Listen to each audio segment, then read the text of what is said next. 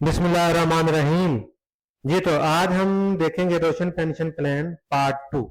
ठीक है, पार्ट 1 में हमने डिटेल जानी थी, पार्ट 2 में जो हिस्सा बचा था उसकी डिटेल हम देखेंगे। तो उसमें हमने शुरू लास्ट जो पॉइंट था, what is the frequency of contribution. तो कंट्रीब्यूशन आप किसी भी टाइम कर सकते हैं। अगर आपने 10,000 करना है, 20,000, 30,000, 50, 1 लाख, 5 करोड़, जितना भी पार्टिसिपेट करेंगे उसी हिसाब से आपका रिटर्न जो है वो बनेगा। ठीक है, तो आप कभी भी कर सकते हैं, इसमें कोई लॉक इन नहीं है कि मंथली करना है, ईयरली करना है, सेमी एनुअली करना है, क्वार्टरली करना है। जब भी आपके पास पैसे हो आप इन्वेस्ट कर सकते हैं।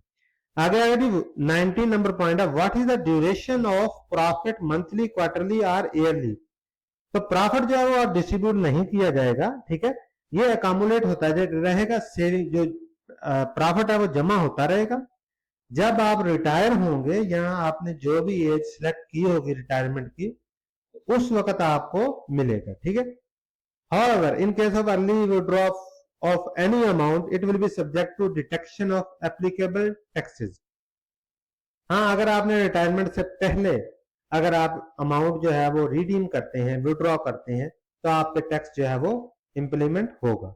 ठीक है जी, अगर 20 नंबर पॉइंट है जी, what is the maturity period of RPP, Roshan pension plan. तो मेच्योरिटी पीरियड जो है वो देख लेते हैं जी।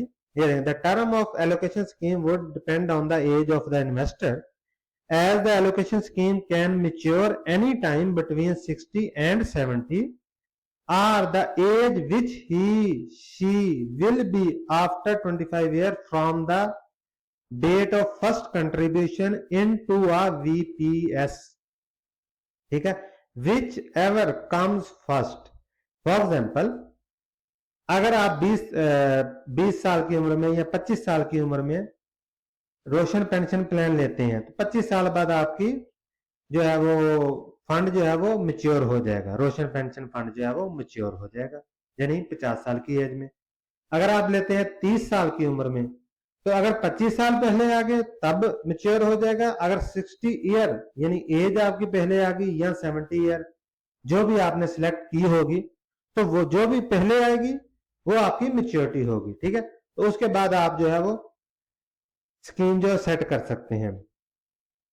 After maturity how will I get benefit, यानी मेच्योरिटी के बाद मैं बेनिफिट कैसे ले सकता हूं। ठीक है, तो इसमें क्या लिखा हुआ है, to withdraw tax free up to 50%, यानी 50% अमाउंट जो टोटल आपकी बनेगी रिटायरमेंट की टाइम, वो आप ले सकते हैं बगैर टैक्स के, यानी 50% अमाउंट। और बकिया जो 50 होगी वो आप monthly income payment plan till the age of 75 years or earlier according to the an income payment allocation scheme approved by SCCP। ठीक है, तो उसके बाद वो आपको मंथली आपका प्लान जो है वो एक सेट कर देंगे, तो मंथली बेसिस पे आपको जो है वो पेंशन मिलनी शुरू हो जाएगी। ठीक है, लेकिन वो डिपेंड करता है आपकी इन्वेस्टमेंट वैल्यू पे, आपने कितने इन्वेस्ट किए हैं, उसे के अकॉर्डिंगली आपको जो है वो मंथली इनकम मिलेगी। आप ना भी निकलवाना चाहें तो नहीं निकलवा, कोई मसला नहीं है, 50% ना अमाउंट निकलवाएं आप फुल अमाउंट पे मंथली पेंशन स्कीम जो है वो सेट कर सकते हैं। ये आप पे डिपेंड करता है। आगे आगे जी, to use the remaining amount to purchase an annuity from a life insurance company, life तकाफुल company on his her choice. ठीक है, वो ये भी आप पे डिपेंड करेगा कि रिमेनिंग अमाउंट अगर आप लाइफ इंश्योरेंस परचेज करना चाहते हैं तो वो आपकी चॉइस पर होगा। What will happen if the participant die or become disabled before maturity period। तो उस सूरत में क्या होगा, अगर आपको कोई भी इंजरी होती है या आप डाई कर जाते हैं, फॉर एग्जाम्पल अगर आप फौत हो जाते हैं, तो जो भी आपका जो इन्वेस्टमेंट होगी वो आपकी नॉमिनी को मिल जाएगी। ठीक है, नॉमिनी आपने इनिशियली सिलेक्ट किया होगा अपनी वाइफ को, अपने बेटे को, अपनी माँ को, अपने बाप को, जिसको भी सिलेक्ट किया होगा वो नॉमिनी होगा, या सक्सेशन सर्टिफिकेट मिलेगा, इशू होगा कोर्ट और नादरा से, तो उसके थ्रू आपको अमाउंट जो है वो आपकी फैमिली को मिल जाएगी। ठीक है, आगे आगे जी ये टैक्स के बारे में लिखा हुआ है, लॉ के बारे में, transfer amount to his existing or new individual person account to be open with the pension fund.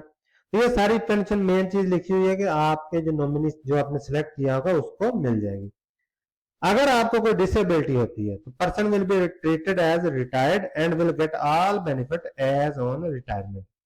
यानी जो बेनिफिट आपको रिटायरमेंट में मिलेंगे, अगर आपको इस दौरान कोई भी डिसेबिलिटी होती है, ठीक है, आप इंजर्ड हो जाते हैं, तो आपको रिटायरमेंट वाले सारे बेनिफिट जो है वो मिलेंगे। आगे देखते हैं जी, in case of withdraw more than 50%, what will be the rate of tax applied. तो इसका मतलब है कि अगर आप 50% से ज्यादा अमाउंट विड्रॉ करते हैं तो उस पर टैक्स जो है वो उसकी ट्रीटमेंट क्या होगी। ये देखें जी, the withdraw of 50% at the time of retirement age remain tax free, however over and above amount shall be subject to payment of tax at the rate of participant average tax rate of the preceding 3 years. यानी जो 3 साल का tax rate का average होगा वो आप पे apply होगा अगर आप 50% से ज्यादा अमाउंट रिडीम करते हैं। Is it mandatory to withdraw 50% at the time of retirement? No, तो ये जरूरी नहीं है, आप 50% अमाउंट रिडीम करना कोई जरूरी नहीं है। आगे लिखा हुआ the entire amount can be shifted from monthly income payment plan और 50% tax free can be withdrawn. What happened if participant withdraw redeem his fund before retirement? तो बिफोर रिटायरमेंट अगर कोई आदमी अपनी टोटल इन्वेस्टमेंट निकालना चाहता है तो उसको ट्रीट कैसे किया जाएगा, उसको ट्रीट कैसे किया जाएगा, ये देखें जी, a participant at any time before retirement shall be entitled to redeem the total or part of his her accumulation subject to payment of tax at the rate of his average tax rate of the preceding 3 years। यानी 3 year का average tax rate उस पर apply होगा और उसकी amount जो है वो रिडीम कर दी जाएगी। What allocation scheme are available for monthly income payment plan? तो मंथली इनकम पेमेंट प्लान जो है उसके लिए